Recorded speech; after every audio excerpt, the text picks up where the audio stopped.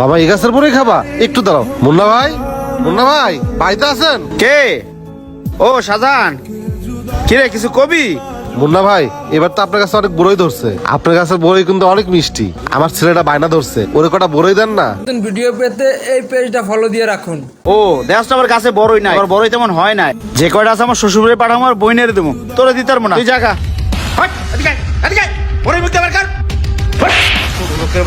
মুন্না ভাই, সামান্য কটা বড়ই লাইগা আমার ছেলেকে আপনার হাত তুললেন। ওই ছোট লোকের বাচ্চা, কইছি না বড়ই নাই, আবার তোর বড় মুখে দিছে কি লিগা? চল যা, কিনা খা যা। মুন্না ভাই, আরে মুবারক যে, তোমার আব্বা কেমন আছে?